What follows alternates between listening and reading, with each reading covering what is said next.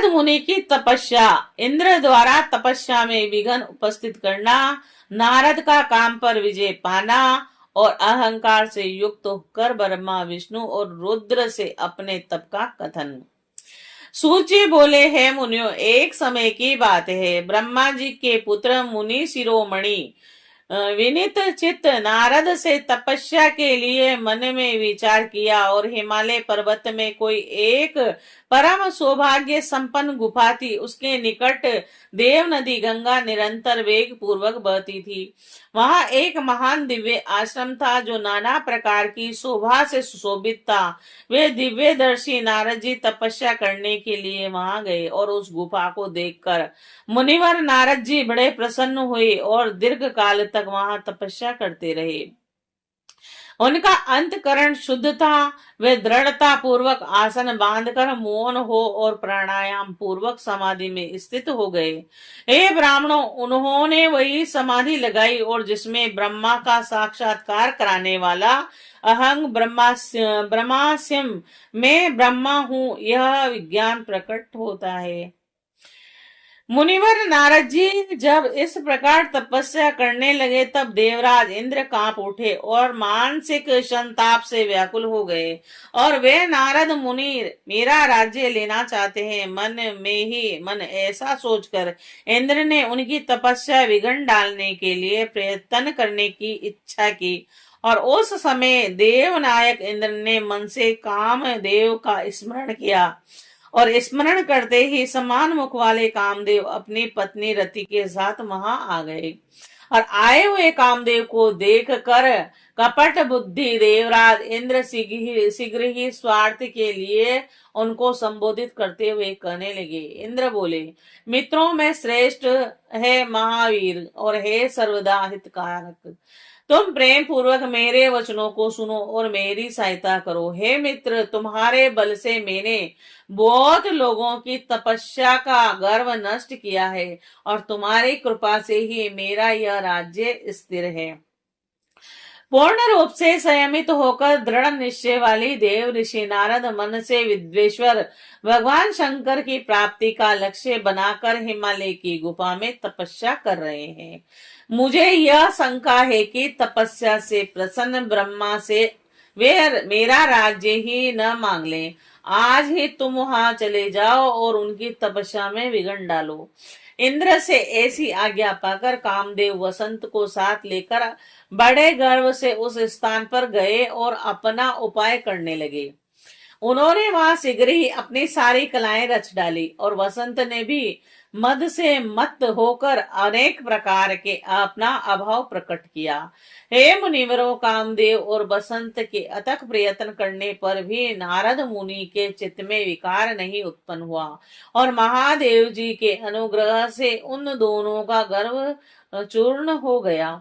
हे सोनक आदि महर्षि, ऐसा होने में जो कारण था उसे आदर पूर्वक सुनिए। महादेव जी की कृपा से ही नारद मुनि पर कामदेव का कोई प्रभाव नहीं पड़ा और पहले उसी आश्रम में काम शत्रु भगवान शिव ने उत्तम तपस्या की थी और वहीं पर उन्होंने मुनि की तपस्या का नाश करने वाले कामदेव को शीघ्र ही भस्म कर डाला था। उस समय रति ने कामदेव को पुनः जीवित करने के लिए देवताओं से प्रार्थना की। तब देवताओं ने समस्त लोगों के कल्याण वाले भगवान शंकर से याचना की और इस पर वह बोले कि हे देवताओं, को समय व्यतीत होने के बाद कामदेव जीवित हो जाएंगे और तुरंत यहाँ उनका कोई उपाय नहीं चल सकेगा। हे अमर गण, यहाँ खड़े होकर लोग चारों ओर जितनी दूर तक की भूमि को नेत्रों से देख पाते हैं वहां तक कामदेव के बाणों का कोई प्रभाव नहीं चल सकेगा, इससे में संचय नहीं है।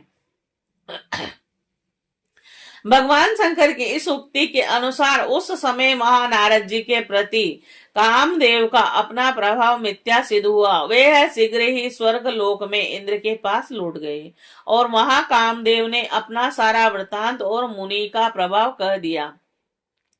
तत्पश्चात इंद्र की आज्ञा से वे बसंत के साथ अपने स्थान को लौट गए और उस समय देवराज इंद्र को बड़ा विस्मय हुआ और उन्होंने नारद जी की बुरी बुरी प्रशंसा की, परंतु शिव की माया से मोहित होने के कारण वे उस पूर्व वृतांत का स्मरण न कर सके। और वास्तव में इस संसार में सभी प्राणियों के लिए शंभु की माया को जानना अत्यंत कठिन है, और जिसने अपने आप को शिव को समर्पित कर दिया उस भक्त को छोड़कर शेष संपूर्ण जगत उनकी माया से मोहित हो जाता है। नारद जी ने भगवान शंकर की कृपा से वहां चीर काल तक तपस्या में लगे रहे और अंत में अपनी तपस्या को पूर्ण हुआ जानकर वह मुनि उनसे विरक्त हो गए। कामदेव पर अपनी विजय मानकर मुनीश्वर को व्यर्थ ही गर्व हो आया और भगवान शिव की माया से मोहित होने के कारण उन्हें यथार्थ बात का ज्ञान नहीं रहा। हे मुनि श्रेष्ठो, भगवान शंभु की महामाया धन्य है। ब्रह्मा विष्णु आदि देव भी उनकी गति को नहीं देख पाते हैं और उस माया से अत्यंत मोहित मुनि शिरोमणि नारद गर्व युक्त होकर अपना काम विजय संबंधी वृतांत बताने के लिए तुरंत ही कैलाश पर्वत पर गए। महारुद्र देव को नमस्कार करके गर्व से भरे हुए मुनि ने अपने आप को महात्मा प्रभु तथा काम जेता मानकर उनसे अपना सारा वृतांत कहा। और यह सुनकर भक्त वत्सल शंकर जी अपनी माया से मोहित वास्तविक कारण से अनभिज्ञ और भ्रष्ट चित्त नारद से कहने लगे। रुद्र भगवान बोले, हे तात, हे नारद, हे प्राज्ञ, तुम धन्य हो, मेरी बात सुनो। अब से फिर कभी ऐसी बात कहीं भी न कहना और विशेषतः भगवान विष्णु के सामने तो इसकी चर्चा कदापि न करना।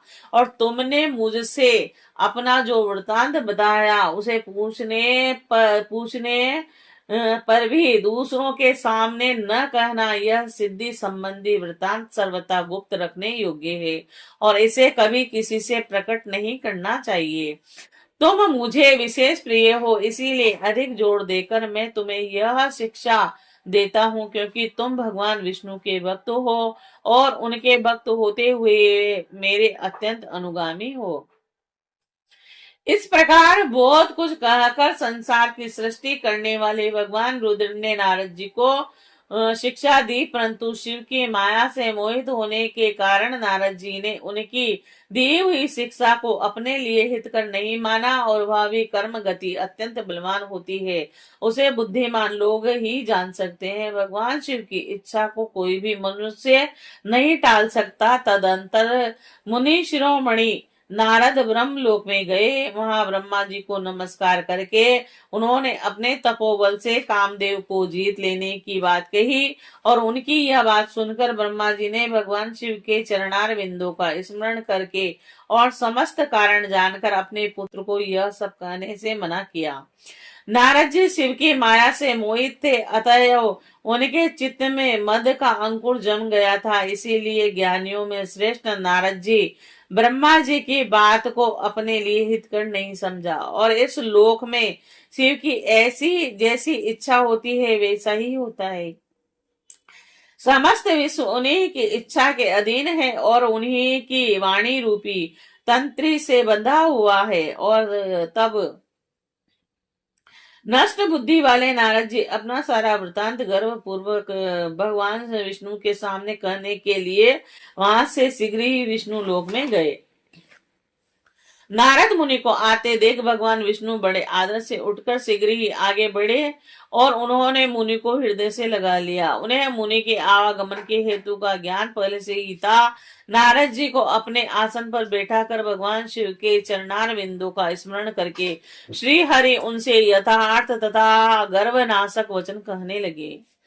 विष्णु बोले, हे तात, आप कहाँ से आ रहे हैं और कहाँ किस लिए आपका आवागमन हुआ है? हे मुनि श्रेष्ठ, आप धन्य हैं, आपके शुभागमन से मैं पवित्र हो गया। भगवान विष्णु का यह वचन सुनकर गर्व से भरे हुए नारद मुनि ने मत से मोहित होकर अपना सारा वृतांत बड़े अभिमान के साथ बताया। नारद मुनि का यह अहंकार युक्त वचन सुनकर मन ही मन शिव के चरणार बिंदों का स्मरण कर भगवान विष्णु ने उनके काम विजय के समस्त यथार्थ कारण को पूर्ण रूप से जान लिया और उसके पश्चात शिव के आत्म स्वरूप परम शिव और सुबुद्ध भगवान विष्णु भक्ति पूर्वक अपना सिर झुकाकर हाथ जोड़कर परमेश्वर कैलाशपति शंकर की स्तुति करने लगे। विष्णु बोले, हे देवेश्वर, हे महादेव, हे परमेश्वर, आप प्रसन्न हो। हे शिव, आप धन्य हैं और सबको विमोहित करने वाले आपकी माया भी धन्य है। इस प्रकार परमात्मा शिव की स्तुति करके श्री हरि अपने नेत्रों को बंद कर अपने चरण कमलों में ध्यान स्थित होकर चुप हो गए और शिव पालक हरि शिव के द्वारा जो होना था उसे हृदय से जानकर शिव के आज्ञा अनुसार मुनि श्रेष्ठ नारद से कहने लगे। विष्णु बोले, हे मुनीश्वर, आप धन्य हैं, आप तपस्या के भंडार हैं और आपका हृदय भी बड़ा उद्दार है। हे मुने, जिसके भीतर भक्ति, ज्ञान और वैराग्य नहीं होते, उसी के मन में समस्त दुखों को देने वाले काम, मोह आदि विकार शीघ्र उत्पन्न होते हैं। आप तो नैष्ठिक ब्रह्मचारी हैं तथा सदा ज्ञान वैराग्य से युक्त रहते हैं, फिर आप में काम विकार कैसे आ सकता है? आप तो जन्म से ही निर्विकार शुद्ध बुद्धि वाले हैं। श्री हरि की कही हुई बहुत सी बातें सुनकर मुनि शिरोमणि नारद जी जोर जोर से हंसने लगे और मन ही मन भगवान को प्रणाम करके इस प्रकार कहने लगे।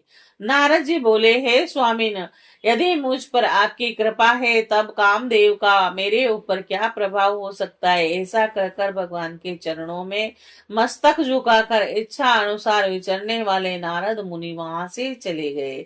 श्री शिवाय नमस्तुभ्यम।